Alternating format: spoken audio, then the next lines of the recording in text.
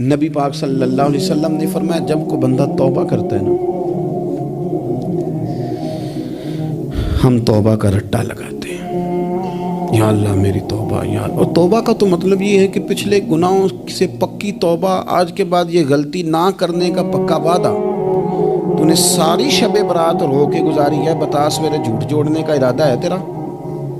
آج کے بعد رشوت تو نہیں نہ لے گا، ملاوٹ تو نہیں نہ کرے گا، یہ توبہ ہے۔ اور اگر سارے کام اسی طرح کرنے تو پھر یہ توبہ کا رٹا ہے، جتنا مرضی لگاؤ۔ حضرت علی بن ربیعہ رضی اللہ تعالیٰ عنہ فرماتے ہیں میں مولا علی کے ساتھ تھا، مقام حرہ کی طرف جا رہے تھے، حضرت علی نے ہاتھ اٹھا کے دعا مانگی ہماری تعلیم کے لیے، ورنہ حضرت علی ہم صحابہ کو محفوظ عن الخطا تو مانتے ہیں نا۔ ہاتھ اٹھا کے کہا اے اللہ ہمارے گناہ بخش دے، تیرے علاوہ کوئی معاف کرنے والا نہیں۔ اور پھر حضرت علی آسمان کی طرف دیکھا اور دیکھ کے نا حضرت علی بن ربیعہ کو تو مسکرائے۔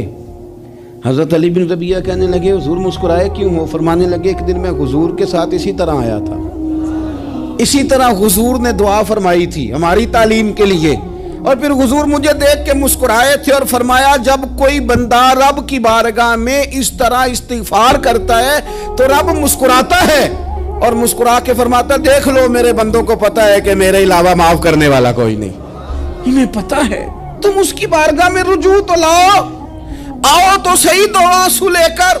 اقبال کہتے ہیں کہ موتی سمجھ کے شان کریمی نے چن لیا، قطرے دو گرے میرے ار کے انفال کے، دو میں نے آنسو بہائے تھے تو اس کے کرم نے تو موتی سمجھ کے چن لیا۔